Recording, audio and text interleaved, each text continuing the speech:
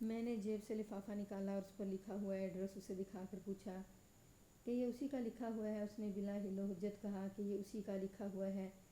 پھر میں نے لفافے میں سے خط نکال کر اس کے ہاتھ میں دیا اور پوچھا کہ یہ خط اس نے لکھا تھا۔ اس نے فوراً تسلیم کر لیا کہ یہ اسی نے لکھا تھا۔ کیا آپ کو اس خط کا جواب ملا تھا؟ انسپکٹر کلارک نے پوچھا۔ نہیں، لیاقت علی نے جواب دیا۔ اس نے کوئی جواب نہیں دیا اور نہ ہی آپ کو جواب ملے گا، میں نے کہا۔ وہ جواب تو ضرور دے گا، اس نے کہا۔ ہماری دوستی کو کچی دوستی نہیں۔ دوستی تو کچی نہیں، میں نے کہا، لیکن آپ کا دوست دنیا سے اٹھ گیا ہے، بلکہ دنیا سے اٹھا دیا گیا ہے۔ انسپکٹر کلارک نے کہا۔ وہ قتل ہو گیا ہے؟ کیا فرمایا آپ نے؟ لیاقت نے آنکھیں پھاڑے اور منہ کھولے کچھ دیر ہمیں دیکھا اور پوچھا، اس کے قتل کی کیا وجہ ہو سکتی ہے؟ مجھے یقین نہیں آ رہا کہ آپ کی یہ اطلاع صحیح ہے۔ اس کی اس حیرت زدگی اور رد عمل کو دیکھ کر کم از کم مجھے یقین ہونے لگا کہ مقتول کے قتل کے ساتھ اس کا کوئی تعلق نہیں۔ میرے ایک سوال کا جواب دیتے ہوئے لیاقت علی نے بتایا کہ مقتول امبالہ کا ہی رہنے والا تھا، اس کا گھر یہاں قریب ہی ہے۔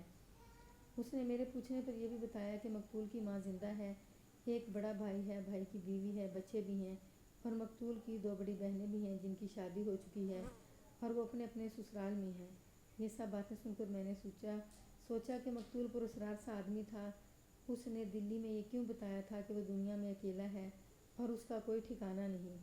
اس سوال کا جواب لیاقت علی دے سکتا تھا۔ کیا اس کی یہاں کسی کے ساتھ دشمنی تھی؟ انسپکٹر کلارک نے پوچھا۔ بالکل نہیں صاحب، لیاقت علی نے بتایا۔ وہ تو کسی کے ساتھ دشمنی رکھنے والا آدمی نہیں تھا، وہ پکا مذہب پرست اور صوم و صلات کا سختی سے پابند تھا۔ کیا بھائی کے ساتھ اس کا جائیداد پر کوئی تنازع چل رہا تھا؟ میں نے پوچھا۔ بالکل نہیں صاحب، لیاقت علی نے جواب دیا۔ وہ لڑائی جھگڑے اور تنازعات کھڑے کرنے والا آدمی تھا ہی نہیں۔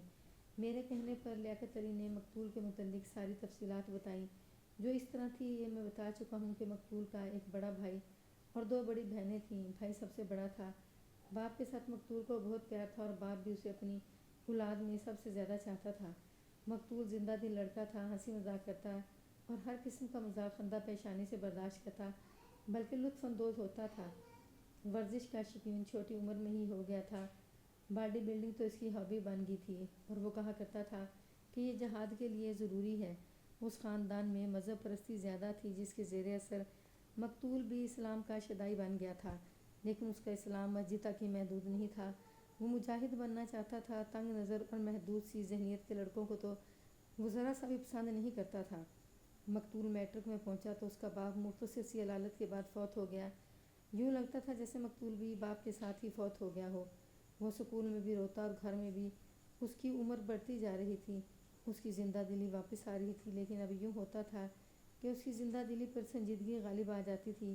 اس کی عمر 22-23 سال ہوئی تو جنگ عظیم شروع ہوگی۔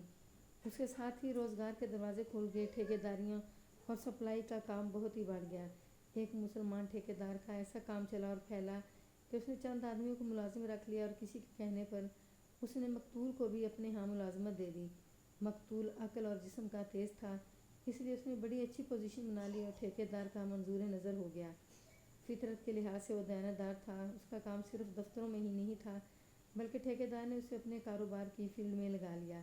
مقتول افسروں تک سے ملتا اور پھنسے ہوئے بلوں کی وصولی کرا لیا کرتا تھا۔ کہیں رشوت دینی پڑتی تو وہ خود ہی سودا کر کے دے دلا کر کام نکال لیتا تھا۔ ہندوستان کی آزادی کی باتیں تو ہوتی ہی رہتی تھیں، اور ہندو اور مسلمان لیڈر اخباری بیان جاری کرتے اور تقریریں بھی کرتے رہتے تھے، لیکن ایک اور نعرہ جو پہلے بھی لگتا تھا جنگ کے دوران تیز ہو گیا، یہ تھا انقلاب زندہ باد۔ یہ ایک انقلابی گروہ تھا جو ہندوستان میں انقلاب لانا چاہتا تھا۔ اس انقلابی گروہ کے لیڈر زیادہ تر ہندو تھے، لیکن کچھ مسلمان بھی ان میں شامل ہو گئے تھے۔ مقتول بھی یک لخت انقلابی ہو گیا اور اس نے ہندوستان کی آزادی کی باتیں شروع کر دیں۔ وہ کانگریس کا باقاعدہ کارکن بن گیا، جو خالصتاً ہندوؤں کی پارٹی تھی۔ وہ روز بروز انقلابی اور جوشیلا ہوتا گیا۔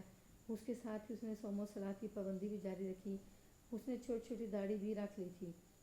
اس دوران اس کی شادی ہو گئی۔ چند مہینے ٹھیک ٹھاک گزرے، اس کے بعد بیوی کے ساتھ اس کی دلچسپی ختم ہو گئی اور گھر میں ناچاکی شروع ہو گئی۔ لیاقت علی نے بتایا کہ مقتول کی بیوی بڑی اچھی اور شریف لڑکی تھی، اور اس کے والدین اور خاندان کے دیگر لوگ بھی بہت اچھے اور نیک لوگ تھے، لیکن مقتول کا رویہ ان کے ساتھ ٹھیک نہیں رہتا تھا۔ مقتول کا دل ایسا اچاٹ ہوا کہ اس نے ٹھیکیداری کی نوکری چھوڑ دی، کچھ عرصہ فارغ رہ کر پھر نوکری شروع کر دی۔ بیوی کی یہ حالت تھی کہ کبھی وہ تنگ آ کر اپنے ماں باپ کے ہاں چلی جاتی اور اس کے ماں باپ اور مقتول کی ماں اسے راضی کر کے پھر لے آتے اور مقتول کو سمجھاتے کہ وہ اپنی بیوی کو سنبھالے، لیکن مقتول توجہ نہیں دیتا تھا۔ میں لیاقت علی سے یہ پوچھنا ہی چاہتا تھا کہ مقتول اپنی بیوی سے کیوں کتا گیا تھا۔ لیاقت علی نے خود ہی بتایا کہ ایک ہندو بیوہ کے ساتھ مقتول کی دوستی ہو گئی تھی۔ یہ تو آپ جانتے ہیں کہ ہندو لڑکی اگر شادی کے پہلے ہی روز بیوہ ہو جائے یا کبھی بھی بیوہ ہو جائے تو وہ اپنے ماں باپ کے ہاں چلی جاتی ہے، لیکن اس کی دوسری شادی نہیں ہو سکتی۔ اسے منحوس سمجھا جاتا ہے اور کوئی بھی اس کے ساتھ بات نہیں کرتا، یہاں تک کہ اس کی عزیز سہیلیاں بھی اس سے دور ہو جاتی ہیں۔ یہ ہندو لڑکی تو جوانی میں ہی بیوہ ہو گئی تھی۔ یہ معمولی سے گھرانے کی لڑکی تھی، لیکن بہت ہی خوبصورت۔ پہلے تو وہ اپنے گھر میں ڈھکی چھپی رہی، کبھی کبھار ہی باہر نکلتی تھی، پھر ایسی باہر نکلی کہ اس نے دوستیاں لگانی شروع کر دیں۔ اس نے 2-3 دوست بدلے اور کہیں مقتول کے ساتھ اس کا آمنا سامنا ہو گیا۔ مقتول اس کی محبت میں گرفتار ہو گیا۔ سب کہتے تھے کہ نئے جائز تعلقات ہیں۔ ماں اور بہنوں نے اسے بہلانے کی کوشش کی، لیکن باپ کے ساتھ جو اسے پیار تھا وہ اسے کہیں اور نہیں ملتا تھا۔ مقتول کی زندہ دلی اور ہنسی مذاق تو بالکل ہی بجھ کے رہ گئی اور وہ چلتی پھرتی لاش بن گیا۔ مقتول نے میٹرک کا امتحان دیا۔ چونکہ ذہین لڑکا تھا اور تعلیم میں بھی دلچسپی لیتا تھا، اس لیے پاس ہو گیا۔ بڑا بھائی اسے آگے پڑھانا چاہتا تھا، لیکن مقتول نے صاف جواب دے دیا کہ اس پر مزید پیسہ خرچ نہ کیا جائے۔ بڑے بھائی نے یہ غلطی کی کہ اس کے ساتھ سختی سے پیش آنے لگا۔ اس کا نتیجہ یہ نکلا کہ مقتول آوارہ ہو گیا، لیکن اس کی یہ آوارگی تھی کہ بھائی کا کہا نہیں مانتا تھا اور زیادہ تر وقت اپنے گھر سے باہر گزارتا تھا۔ اس نے ایسا نہیں کیا کہ آوارہ اور گھٹیا قسم کے لوگوں کے ساتھ دوستی لگا لیتا تھے جو اچھے شائستہ گھرانوں کے تھے۔ اسے اپنی ماں اور بہنوں سے پیار اور توجہ ملتی تھی، وہی اسے جیب خرچ دیتی تھی۔ مقتول نے ورزش جاری رکھی اور پھر شہر کی ہاکی ٹیم میں شامل ہو گیا۔ وہ بڑا خوبصورت جوان نکلا۔ اس کا بھائی آڈٹ کے محکمے میں آڈٹ آفیسر تھا۔ وہ مقتول کو سرکاری ملازمت دلوانا چاہتا تھا، جو مقتول قبول نہیں کرتا تھا۔ میری قارئین سے گزارش ہے کہ مقتول کی زندگی کی چھوٹی چھوٹی باتیں نہیں سنا رہا، بلکہ وہی حصے سنا رہا ہوں جن سے مقتول کی نفسیات کا پتہ چلتا ہے۔ اس کے باپ کی موت نے اسے دراصل ذہنی مریض بنا دیا تھا، لیکن وہ اسے ذہنی مرض نہیں سمجھتا تھا اور نہ ہی اس کے گھر والے اس کی نفسیاتی کیفیت کو سمجھتے تھے۔ جوں جوں اس کی دوستی بڑھتی گئی رانی کے ساتھ، لیکن وہ اسے پاکیزہ محبت کہتا تھا۔ اس لڑکی کی خاطر مقتول نے اپنی بیوی کو ٹھکرا دیا تھا اور اپنے گھر میں چین اور سکون نہیں رہنے دیا تھا۔ مقتول اور اس کی خوبصورت ہندو بیوہ کی دوستی خاصی مشہور ہو گئی۔ لیاقت علی نے بتایا کہ اس لڑکی نے مقتول کے ساتھ دوستی قائم رکھی اور باقی تمام دوست چھوڑ دیے اور وہ کسی اور کے ساتھ بات بھی نہیں کرتی تھی۔ اس ہندو لڑکی کا نام رانی تھا۔ ہمیں اس کا سوال کا جواب مل گیا کہ یہ رانی کون ہے۔ پھر یہ لڑکی اچانک غائب ہو گئی۔ مقتول کو دوستوں نے بڑی ہی بے چینی اور ذہنی اذیت کی حالت میں دیکھا۔ وہ لڑکی کے لیے پاگل ہوا جا رہا تھا۔ آخر پتہ چلا کہ اس لڑکی کا باپ اسے دلی کے آشرم میں چھوڑ آیا ہے۔ مقتول اداس اور زندگی سے مایوس رہنے لگا۔ قارئین کو معلوم ہوگا کہ یہ آشرم کیا چیز ہوتی ہے۔ آشرم مہاتما گاندھی نے کھلوائے تھے اور یہ ہندوستان کے 3-4 بڑے بڑے شہروں میں تھے۔ جو ہندو لڑکیاں بیوہ ہو جاتی تھیں، ان میں سے اکثر کے والدین انہیں کسی قریبی آشرم میں چھوڑ آتے تھے۔ آج کل بھی ہندوستان میں یہ آشرم کھلے ہوئے ہیں۔ آشرم کے انچارج اور منتظم ہندوؤں کے پنڈت ہوتے تھے۔ میں آپ کو اپنے وقتوں کی بات سنا رہا ہوں۔ ہندو ذہنیت بڑی ہی گندی ذہنیت کے ہیں۔ آشرم میں نوجوان اور بڑی خوبصورت لڑکیاں بھی جاتی تھیں۔ ایک تو یہ پنڈت خود انہیں خراب کرتے تھے اور یہ پھر سلسلہ چلا کہ آشرم عصمت فروشی کے باقاعدہ اڈے بن گئے۔ ان پنڈتوں نے امیر کبیر تماش بینوں کو لڑکیاں سپلائی کرنا شروع کر دیں۔ گورنمنٹ کے اعلیٰ افسروں کو خوش رکھنے کے لیے بھی ان لڑکیوں کو استعمال کیا جاتا تھا۔ رانی کو دلی کے آشرم میں بھیج دیا گیا تھا۔ لیاقت علی نے بتایا کہ 4-5 مہینے پہلے مقتول کی ذہنی حالت ایسی بگڑی کہ ایک روز وہ لیاقت کو بتا کر دلی چلا گیا اور یہ کہہ کر گیا کہ وہ کسی دینی مدرسے یا مسجد میں بیٹھ جائے گا اور باقی عمر گوشہ نشینی میں گزارے گا۔ مقتول نے دینی تعلیم اچھی خاصی حاصل کر لی تھی۔ پھر مقتول نے دلی سے لیاقت علی کو خط لکھا اور بتایا کہ اس نے ایک مسجد کی امامت کر لی ہے۔ اس خط میں اس نے یہ بھی لکھا کہ اسے رانی مل گئی ہے، لیکن وہ آشرم کی قید سے نکل کر اجمیری گیٹ کی قید میں چلی گئی ہے۔ لیاقت علی نے اپنی رائے یہ دی کہ مقتول ذہنی مریض ہو گیا تھا۔ ہم نے لیاقت علی سے کہا کہ وہ ہمیں مقتول کے گھر لے چلے۔ وہ ہمیں ساتھ لے کر چل پڑا۔ مقتول کے گھر والے گہری نیند سوئے ہوئے تھے۔ تیسری دستک پر دروازہ کھلا۔ یہ کوئی معمولی سا مکان نہیں تھا، بلکہ بڑی اچھی حویلی تھی۔ دروازہ مقتول کے بڑے بھائی نے کھولا تھا۔ وہ شکل و صورت اور انداز سے ہی پتہ چلتا تھا کہ پروکار اور معزز آدمی ہے۔ اس نے بڑی شائستگی اور ادب سے ہمارا استقبال کیا۔ ہم نے اسے بتایا کہ ہم CIA کے انسپکٹر ہیں۔ وہ کچھ پریشان ہوا اور بولا کہ اندر تشریف لائیں یا باہر ہی کھڑے رہنا یہاں مناسب نہیں۔ اندر لے جا کر اس نے ہمیں بیٹھک میں بٹھایا۔ بیٹھک کا فرنیچر اور عائش و زبائش کی دیگر اشیاء دیکھ کر اندازہ ہوتا تھا کہ یہ اونچی حیثیت کے لوگ ہیں۔ مقتول کا بھائی ہمیں سوالیہ نگاہوں سے دیکھ رہا تھا۔ میں نے سوچا کہ اسے آہستہ آہستہ بتانے کی بجائے کیوں نہ فوراً بتا دیا جائے کہ اس کا چھوٹا بھائی دلی میں قتل ہو گیا ہے۔ میں نے موزوں الفاظ میں پوری ہمدردی کر کے اسے خبر سنائی تو وہ بیچارہ کچھ دیر تو میرے منہ کی طرف دیکھتا رہا، پھر اس کے آنسو بہنے لگے۔ میں نے اور انسپکٹر کلارک نے بھی اس کے ساتھ اظہار ہمدردی کیا، اور میں نے یہ افسوس کا اظہار کیا کہ یہ بری خبر مجھے ہی سنانی تھی۔ اگر میری ڈیوٹی نہ ہوتی تو میں یہاں نہ ہی آتا۔ قتل کس نے کیا ہے؟ اس نے پوچھا۔ قتل کی وجہ کیا بتائی گئی ہے؟ یہی آپ سے ہم دریافت کرنے آئے ہیں۔ میں نے کہا وہاں تو اس کی کسی کے ساتھ دشمنی نہیں تھی، بلکہ سب اس کی تعریف کرتے تھے اور اب بھی کرتے ہیں، اور اسے یاد کر کے روتے بھی ہیں۔ وہ ان لوگوں کا امام تھا۔ کیا آپ اپنے بھائی کے متعلق کوئی ایسی بات بتا سکتے ہیں جس سے ہمیں یہ سراغ ملے کہ اسے کیوں اور کس نے قتل کیا ہے؟ اس طرح ہماری بات چلی اور مقتول کے بھائی نے مقتول کی پچھلی باتیں سنانی شروع کر دیں۔ میرا بھائی کسی کا دشمن نہیں تھا، مقتول کے بھائی نے کہا۔ وہ خود ہی اپنا دشمن بن گیا تھا۔ دراصل صاحب، ہمارے والد صاحب کی وفات نے اس لڑکے کو ذہنی مریض بنا دیا تھا۔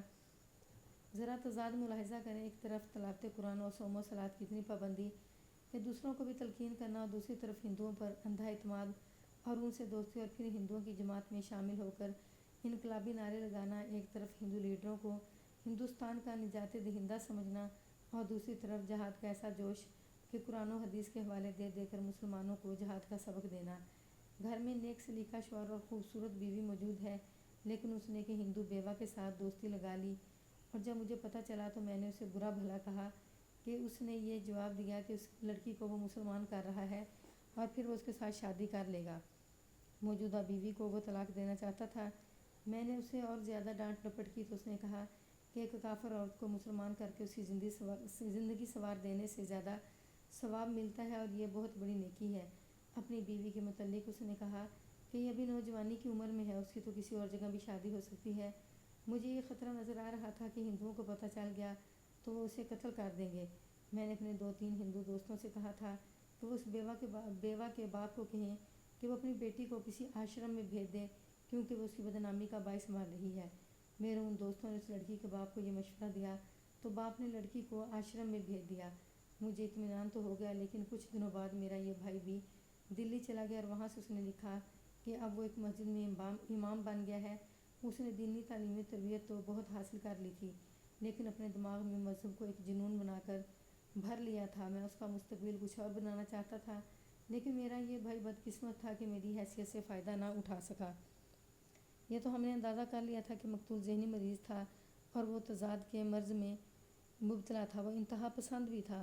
میں اگر نفسیات کا ڈاکٹر ہوتا تو اس کا علاج کرتا، لیکن قانون کسی کی نفسیات کو نہیں دیکھا کرتا۔ یہاں حادثہ ہوا تھا کہ اس نفسیاتی مریض نے کسی کو قتل نہیں کیا بلکہ قتل ہو گیا۔ ہمیں دیکھنا یہ تھا کہ اس کے قتل کا باعث کیا تھا۔